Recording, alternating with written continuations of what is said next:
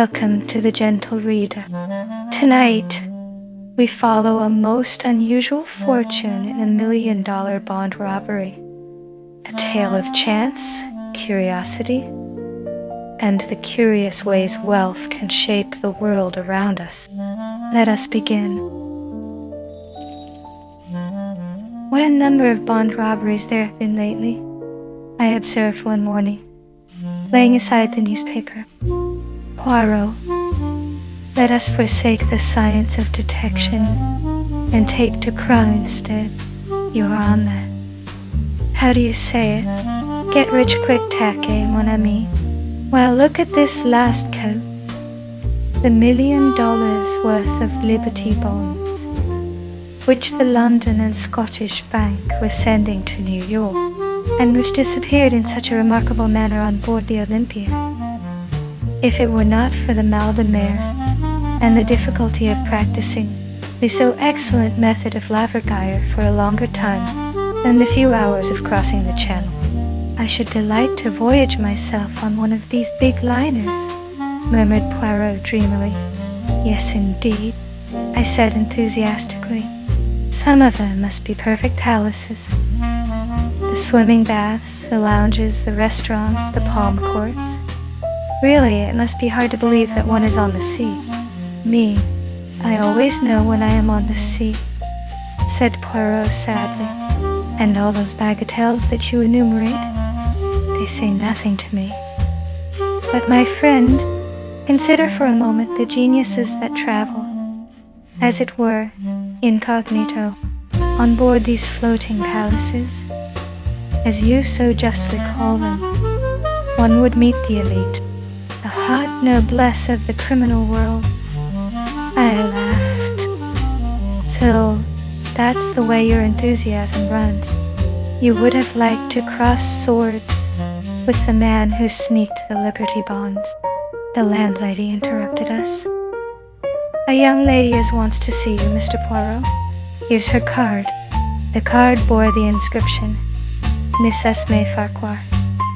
And Poirot, after diving under the table to retrieve a stray crumb, nodded to the landlady to admit her. In another minute, one of the most charming girls I have ever seen was ushered into the room. She was perhaps about 25, with big brown eyes and a perfect figure. She was well dressed and perfectly composed in manner. Sit down, I beg of you, mademoiselle. This is my friend, Captain Hastings, who aids me in my little problems. I am afraid it is a big problem I have brought you today. And Poirot, said the girl, giving me a pleasant bow as she seated herself. I dare say you have read about it in the papers.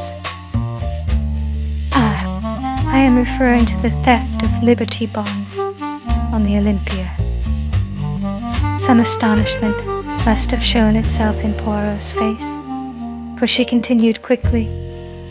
You are doubtless asking yourself what I have to do with a grave institution, like the London and Scottish Bank.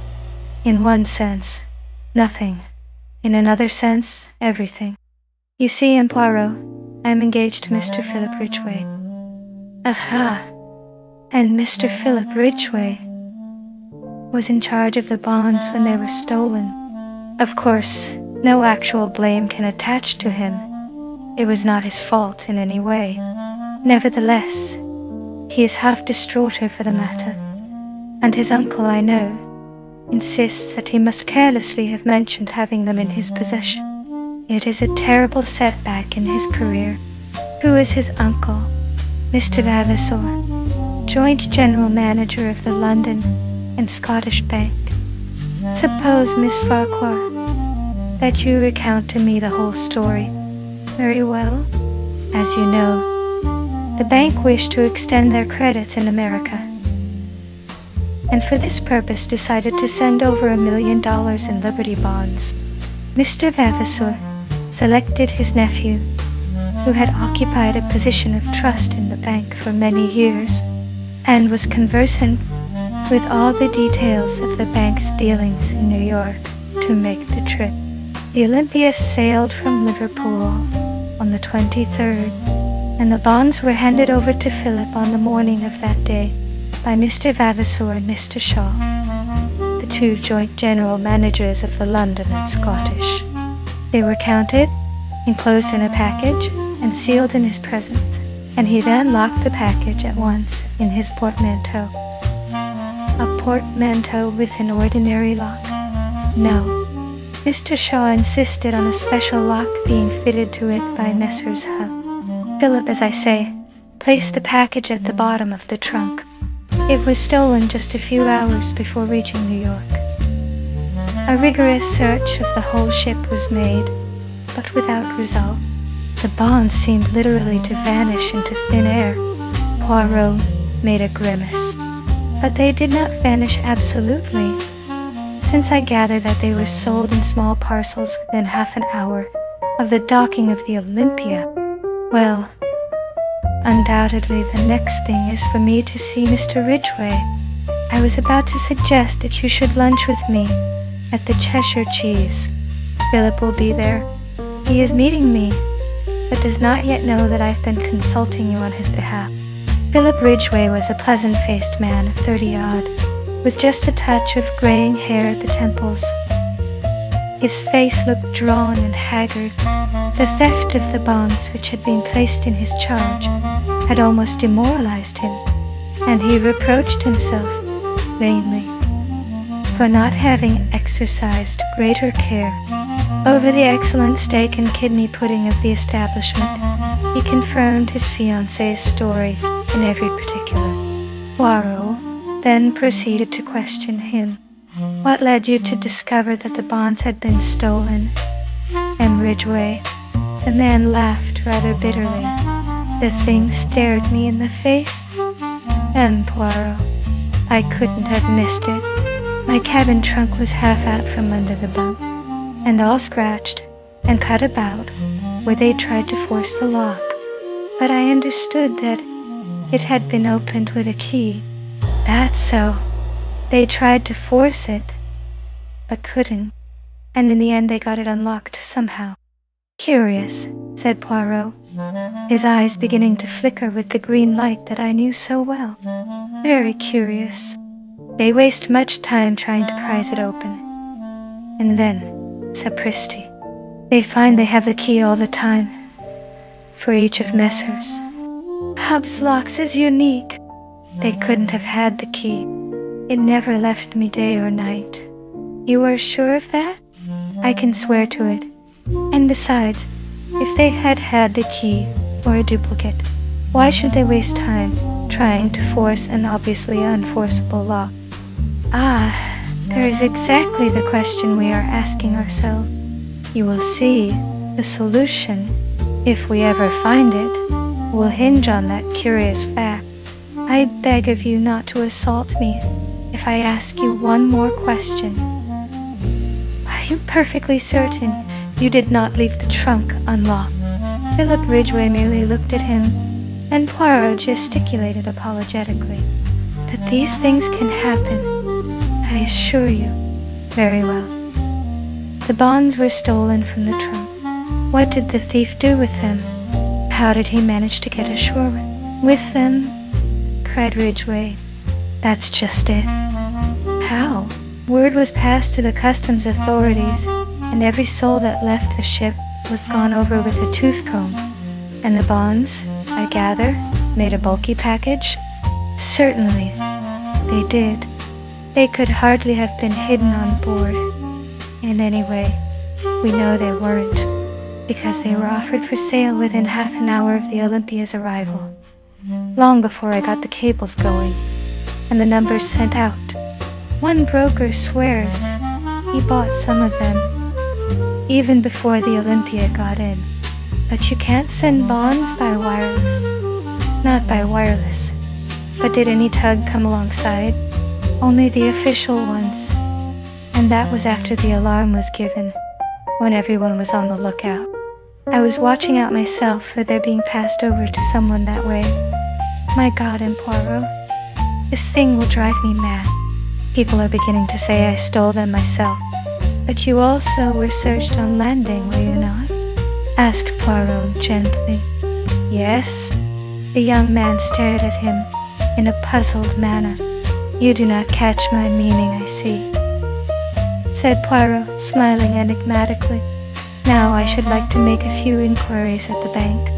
Ridgway produced a card and scribbled a few words on it. Send this in, and my uncle will see you at once.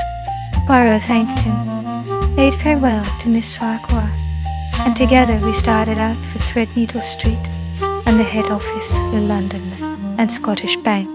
On production of Ridgway's card, we were led through the labyrinth of counters and desks, skirting paying-in clerks and paying-out clerks, and up to a small office on the first floor, where the joint general managers received us. They were two grave gentlemen who had grown grey in the service of the bank. Mr. Vavasor had a short white beard. Mr. Shaw was clean-shaven. I understand you are strictly a private inquiry agent, said Mr. Vavasor. Quite so, quite so.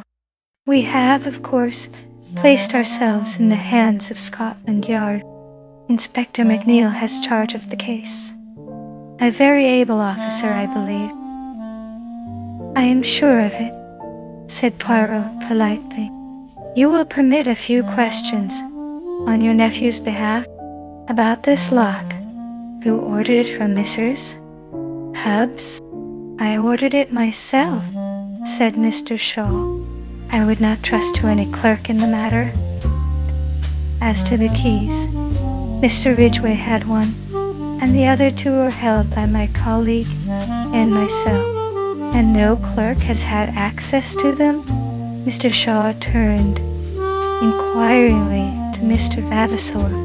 I think I am correct in saying that they have remained in the safe, where we placed them on the 23rd, said Mr. Vavasor, and then added, my colleague was unfortunately taken ill a fortnight ago. In fact, on the very day that Philip left us. He has only just recovered. Severe bronchitis is no joke to a man of my age, said Mr. Shaw ruefully. But I am afraid Mr. Vavasor has suffered from the hard work entailed by my absence, especially with this unexpected worry coming on top of everything. Poirot asked a few more questions. I judged that he was endeavoring to gauge the exact amount of intimacy between uncle and nephew. Mr. Vavasor's answers were brief and punctilious. His nephew was a trusted official of the bank and had no debts or money difficulties that he knew of. He had been entrusted with similar missions in the past. Finally, we were politely bowed out. I am disappointed, said Poirot, as we emerged into the street. You hope to discover more? They are such stodgy old men. It is not their stodginess which disappoints me, mon ami. I do not expect to find in a bank manager a keen financier with an eagle glance, as your favorite works of fiction put it. No, I am disappointed in the case. It is too easy. Easy? Yes. Do you not find it almost childishly simple? You know who stole the bonds? I do. But then, we must. Why? Do not confuse and fluster yourself, Hastings. We are not going to do anything at present. But why? What are you waiting for? For the Olympia. She is due on her return trip from New York on Tuesday. But if you know who stole the bonds, why wait? He may escape to a South Sea island where there is no extradition, no money. He would find life very uncongenial there. As to why I wait, eh bien, to the intelligence of Hercule Poirot, the case is perfectly clear, but for the benefit of others, not so greatly gifted by the good God, the Inspector McNeil, for instance, it would be as well to make a few inquiries to establish the facts. One must have consideration for those less gifted than oneself. Good Lord, Poirot, do you know, I'd give a considerable sum of money to to see you make a thorough ass of yourself, just for once. You're so confoundedly conceited. Do not enrage yourself, Hastings. In verity, I observe that there are times when you almost detest me. Alas, I suffer the penalties of greatness. The little man puffed out his chest and sighed so comically that I was forced to laugh. Tuesday saw us speeding to Liverpool in a first-class carriage of the L and NWR. Poirot had obstinately refused to enlighten me as to his suspicions or certainties. He contented himself with expressing surprise that I too was not equally au fait with the situation. I disdained to argue, and entrenched my curiosity behind a rampart of pretended indifference. Once arrived at the quay alongside, which lay the big transatlantic liner, Poirot became brisk and alert. Our proceedings consisted in interviewing 4 successive stewards and inquiring after a friend of Poirot's who had crossed to New York on the 23rd. An elderly gentleman, wearing glasses, a great invalid, hardly moved out of his cabin. The description appeared to tally with one Mr. Ventnor, who had occupied the cabin, C-24, which was next to that of Philip Ridgway. Although unable to see how Poirot had deduced Mr. Ventnor's existence and personal appearance, I was keenly excited. "Tell me," I cried, "was this gentleman one of the first to land when you got to New York?" The steward shook his head. No indeed, sir. He was one of the last off the boat." I retired crestfallen and observed Poirot grinning at me.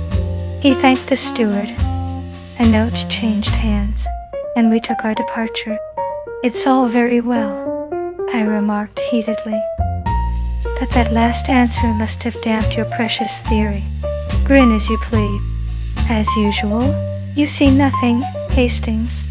That last answer is, on the contrary, the coping stone of my theory." I flung up my hands in despair. I give it up. Once more we were in a train, speeding towards London this time. Poirot wrote busily for a few minutes, and then sealed up the result in an envelope. "This is for the good Inspector McNeil. We will leave it at Scotland Yard in passing." And then to the rendezvous restaurant, where I have asked Miss Esme Farquhar to do us the honor of dining with us. "What about Ridgway? What about him?" asked Poirot with a twinkle. "Why, you surely don't think you can. The habit of incoherence is growing upon you, Hastings. As a matter of fact, I did think. If Ridgway had been the thief, which was perfectly possible, the case would have been charming. A piece of neat, methodical work, but not so charming for Miss Farquhar. Possibly. You are right. Therefore, all is for the best. Now, Hastings, let us review the case. The sealed package is removed from the trunk and vanishes, as Miss Farquhar puts it, into thin air. We will dismiss the thin air theory, which is not practicable at the present stage of science, and consider what is likely to have become of it. Everyone asserts the incredibility of its being smuggled ashore. Yes, but we know. You may know, Hastings. I do not. I take the view that, since it seemed incredible, it was incredible. 2 possibilities remain. It was hidden on board, also rather difficult, or it was thrown overboard. With a cork on it, do you mean? Without a cork. I stared, but if the bonds were thrown overboard, they could not have been sold in New York. I admire your logical mind, Hastings. The bonds were sold in New York. Therefore, they were not thrown overboard. You see where that leads us? Where we were when we started. Jamais de la vie? If a package was thrown overboard and the bonds were sold in New York, the package could not have contained the bond. Is there any evidence that the package did contain the bonds? Mr. Ridgway never opened it from the time it was placed in his hands in London. Yes, but then, Poirot waved an impatient hand. Permit me to continue. The last moment that the bonds are seen as bonds is in the office of the London and Scottish Bank on the morning of the 23rd. They reappear in New York half an hour after the Olympia gets in, and, according to one man whom nobody listens to, actually before she gets in. Supposing then that they have never been on the Olympia at all, is there any other way they could get to New York? Yes. The gigantic leaves from Southampton on the same day as the Olympia starts from Liverpool, and the former holds the record for the Atlantic. Mailed by the gigantic, the bonds would be in New York the day before the Olympia arrived. All is clear. The case begins to explain itself. The sealed package is only a dummy. It would have been an easy matter for any of the three men present to prepare a duplicate package, which could be substituted for the genuine one. Très bien. The bonds are mailed to a confederate in New York, with instructions to sell as soon as the Olympia is in. But someone must travel on the Olympia to engineer the supposed annulment of the robbery. But why? Because if Ridgway merely opens the packet and finds it a dummy, suspicion flies at once to London. No. The man on board in the cabin next door does his work, pretends to force the lock in an obvious manner so as to draw immediate attention to the theft, really unlocks the trunk with a duplicate key, throws the package overboard, and waits until the last to leave the boat. Naturally, he wears glasses to conceal his eyes, and is an invalid, since he does not want to run the risk of meeting Ridgway. He steps ashore in New York, and returns by the first boat available. But who? Which was he? The man who had a duplicate key? The man who ordered the lock? The man who has not been severely ill with bronchitis at his home in the country? Enfin, that stodgy old man, Mr. Shaw. There are criminals in high places. Sometimes, my friend. Ah, here we are. Mademoiselle, I have succeeded. You permit? And beaming, Poirot kissed the astonished girl lightly on either cheek, and so what began as a simple curiosity became something far more revealing. Not of wealth, but of human nature itself. Thank you for listening to The Gentle Reader. I'll see you in our next gentle tale.